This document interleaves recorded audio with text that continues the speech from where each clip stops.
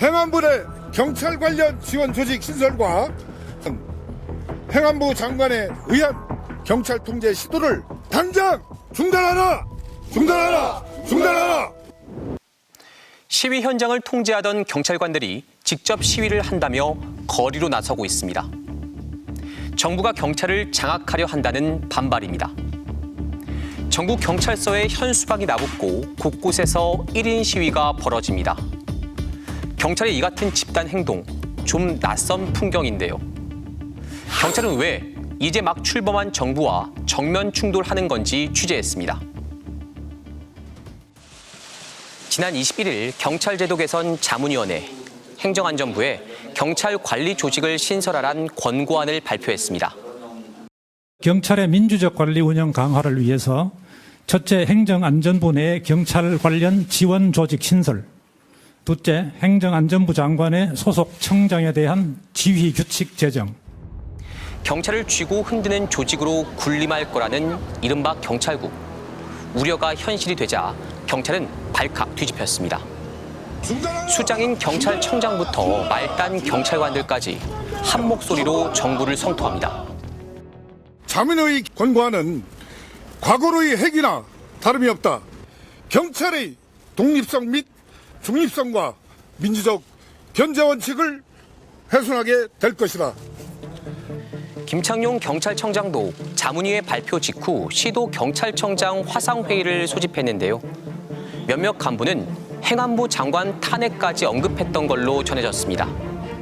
회의를 마친 뒤엔 그간의 역사적 교훈과 경찰법 정신에 비춰 우려가 적지 않다는 공식 입장을 내놨습니다. 자, 여기 역사적 교훈이란 표현, 이거 주목할 만합니다. 최근 경찰은 전국에서 1인 시위를 벌이고 있는데요. 대부분 근무지에서 하고 있지만 특이한 시위 장소가 한 곳 있습니다. 바로 서울 남영동의 민주인권기념관인데요. 1976년 지어진 이 건물은 옛 경찰 조직인 치안본부의 대공분실이었습니다. 민주화 운동가나 반독재 인사들을 끌고 와 고문하던 시설이었는데요. 지난 1985년이었죠. 민주화의 대부로 불렸던 고 김근태 민주통합당 상임고문이 여기서 고문기술자 이근항 경감에게 한 달 가까이 고문을 당한 게 알려져 그 끔찍한 실체가 드러났습니다. 2년 뒤인 1987년에는 이 건물 5층에서 숨진 대학생 한 명이 역사를 바꿨습니다. 서울대 언어학과 3학년 박종철 군이었습니다. 물고문 도중 목숨을 잃었는데요. 당시 치안본부는 탁친이 억하고 죽었다는 황당한 해명으로 분노한 여론에 기름을 부었습니다. 책상을 탁 치니 억하고. 이때만 해도 경찰청이란 독립된 조직은 없었습니다. 경찰은 그저 행안부의 전신인 내무부 소속 치안본부로 존재했습니다. 대통령, 내무부 장관, 치안본부장이 수직으로 연결되는 구조였죠. 따라서 독재 정권의 홍위병 노릇에 급급했던 경찰의 흑역사이기도 합니다. 내무부 장관이 대통령이나 아니면 권력청 내부의 어떤 요구를 받아가지고 그것을 실제로 치안본부장에게 지시하고 이제 그런 명령을 받는 치안본부장 입장에서는 그런 것들을 거부하거나 전문가로서의 판단 뭐 이런 것들을 의견을 제시하기가 굉장히 어려운 그런 구조가 되는 거죠. 박종철 고문치사 사건 같은 경찰이 실제로 이제 정치 권력에 의해서 이제 통제되고 있는 그런 속에서 이제 가능했던 거죠. 박종철 열사의 희생은 87년 6월 민주항쟁의 도화선이었지만 경찰 개혁의 기폭제가 되기도 했습니다. 1991년 치안본부가 내무부의 외청인 경찰청으로 독립하고 정부 조직법상 내무부 장관의 업무에서도 치안이라는 항목이 삭제됩니다. 그 대신 경찰을 외부에서 감독하는 국가경찰위원회가 만들어졌습니다. 경찰청장 임명에 대한 동의권도 갖고 경찰 정책에 대한 심의, 의결권도 행사합니다. 1991년에 이제 경찰법을 만들 당시의 전국 상황이 여소야대였습니다. 때문에 집권 여당이 정치적인 그 어떤 뭐 압력을 행사하거나 이제 영향력을 가하는 것에 대해서 경계를 하는 그런 장치로 경찰청을 행안부의 소속으로는 2대 외청으로 두면서 이처럼 어렵게 확보한 정치적 독립성이 30여 년 만에 다시 무너질 거란 우려가 경찰 조직 전체로 확산되고 있습니다. 행안부의 경찰 조직을 신설하는 것은 법치주의를 훼손할 수 있다. 외청에 대한 장관의 권한 행사는 전담 조직 없이 보고만 받는 형태로 수행돼야 한다는 게 경찰의 입장인데요. 한마디로 50 이전의 치안본부 시절로 퇴행해서는 안 된다는 겁니다. 경찰이 부끄러웠던 과거를 상징하는 남영동 대공분실 앞에서 시위에 나선 이유이기도 합니다. 저희 그 경찰관들은 사실은 어찌 보면 사죄를 하는 그런 느낌의 장소거든요. 역사적으로 87년도에 그 고문치사 사건으로 박종철 학생의 그때 당시에 저희 그 경찰은 정부의 그 사실 하수인 역할을 했지 않습니까?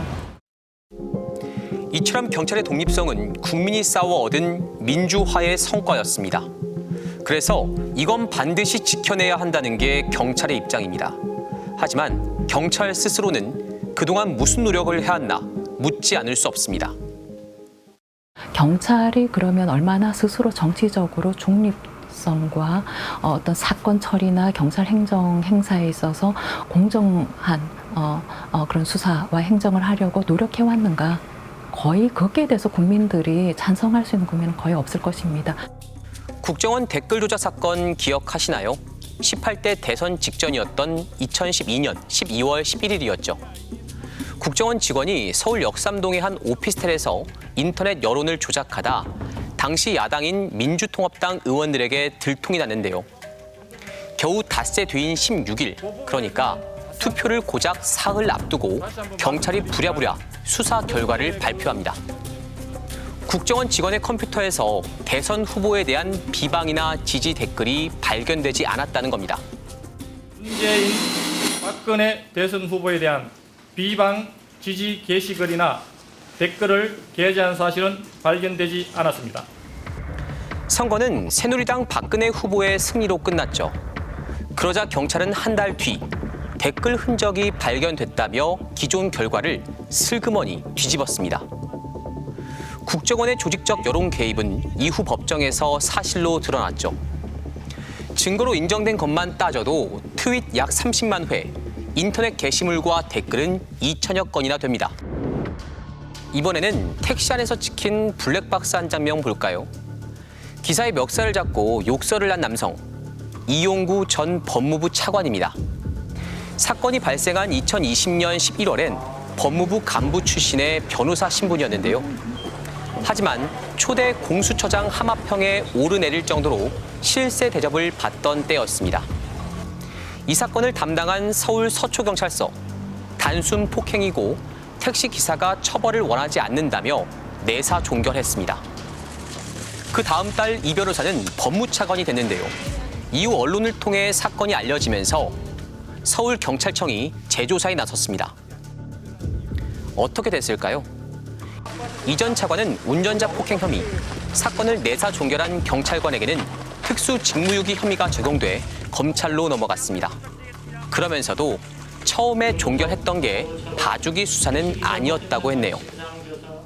이 전 차관과 당시 서장을 포함한 관련자들의 통화 내역 총 8,000여 건을 분석하였으며 모든 대상자는 외압 청탁 영향 행사에 대해서 그런 사실 없음을 진술하였습니다. 경찰은 집회 시위를 다루는데도 정권 눈치를 보기 바빴습니다. 지난 2015년 박근혜 정부 당시 쌀 수매가를 인상해달라는 집회 참가자들을 향해 경찰은 물대포를 직사했습니다. 68살 백남기 농민이 이 물대포에 맞아 혼수 상태에 빠졌고 1년 뒤 끝내 숨졌는데요. 2020년 헌법재판소는 물대포 직사에 대해 집회 시위 참가자의 자유와 생명권을 침해하는 위헌적 행위라고 판단했습니다. 이랬던 경찰, 비교적 노동자들과 가깝다는 문재인 정부 땐 어땠을까요? 올해 2월 민주노총 소속 택배 기사들이 CJ 대한통운 본사 건물을 19일 동안 불법 점거했는데요. 노사 간 문제라며 경찰은 전혀 개입하지 않았습니다. 그러더니 불과 몇 달 뒤 윤석열 정부가 들어서자 태도가 또 바뀝니다. 화물연대 총파업 참가자 수십 명을 현행범으로 체포해갑니다. 자, 여기까지 살펴보니까 더욱 회의적인 생각이 듭니다. 경찰이 무슨 자격으로 이제 와서 독립성이니 중립성이니 운운하나. 지금의 경찰청 체제에서도 이 정도인데 앞으로 행안부의 직접 통제를 받으면 어떨지 벌써 걱정이 되기도 합니다. 윤석열 정부는 국민들의 이 같은 불안감을 알고 있는 걸까요? 이른바 경찰국을 신설하라는 권고안이 공개돼 파문이 일었던 지난 21일. 이날 경찰엔 또 다른 황당한 일이 벌어졌습니다. 경찰 고위직인 치안감 인사가 발표 2시간 만에 번복된 겁니다. 이틀 뒤 윤 대통령은 경찰이 대통령 제가 없이 인사를 공개했다며 비난했습니다. 예전에도 그렇게 해왔다는 경찰의 해명은 소용없었습니다. 어떻게 보면 국기문란일 수도 있고 인사권자는 대통령입니다. 그런데 말이죠. 최근 검찰총장 자리가 오래 비어있는 상황에서 한동훈 법무장관이 대규모 검찰 인사를 내고 있는데요. 여기에는 윤 대통령의 태도가 사뭇 다릅니다. 검사나 경찰에 대해서 책임 장관으로서 인사 권한을 대폭 부여를 했기 때문에 아마 우리 법무장관이 이런 능력이라든지 이런 것들을 감안해서 아주 제대로 잘 했을 것으로 저는 보고 있습니다. 인사가 다 끝난 뒤 들어올 검찰총장이 무슨 역할을 할 수 있겠냐, 이런 비판에도 별로 신경 쓰지 않는 눈치입니다. 윤 대통령, 자신이 총장이던 시절엔 전혀 달랐는데요. 추미애 당시 법무장관이 자신의 대검 참모들을 대거 교체하자 식물총장을 만드냐며 강하게 반발했죠. 저보고 오전에 법무부로 들어오라는 겁니다. 근데 인사안은 다 짜져 있고 그런 식으로 인사하는 법이 없습니다. 뭐 이렇게 인사안 이렇게 보여주는 게 그게 인사협의가 아니거든요. 법에 말한 인사협의랑은 실질적으로 논의를 하라는 얘기고. 경찰을 향해서도 대선 전후로 많이 달라진 분위기입니다. 지금은 경찰 조직을 행안부 장관 아래로 두려 한다는 지적을 받고 있는데 후보 때는 오히려 경찰청장을 장관급으로 높이겠다고 약속했었죠. 제가 대통령이 되면 경찰청장의 장관급 직급 상향은 반드시 하겠습니다. 그런데 이제 와서 보니 다 계획이 있었던 거 아니냐, 이런 말이 나옵니다. 경찰 관리 조직을 행안부에 만들라고 한 경찰 제도 개선 자문위원회. 이 기구는 이상민 행정안전부 장관이 취임한 날 곧바로 구성됐습니다. 그 뒤 4번의 회의를 거쳐 40일 만에 속전속결로 권고안을 도출한 겁니다. 여기에 더해 이 장관은 곧 임명될 차기 경찰청장 후보군인 치안정감 7자리 중 6자리를 물갈이했는데요. 이례적으로 한 사람씩 면접까지 하며 논란을 불렀습니다. 치안정감 후보자들을 이제 대통령님께 인사 제청하기에 앞서서 제가 잘 모르는 분들이기 때문에 서류만 가지고서 판단할 수 없기 때문에 직접 만나서 이런저런 이야기를 한번 들어본 겁니다. 이번 승진 내정자 6분이 다 어떻게 보면 경찰청장 후보군에 포함됐기 때문에 논란이 된 것 같은데요. 네. 근데 그건 좀 분리해서 생각해야 될 것 같아요.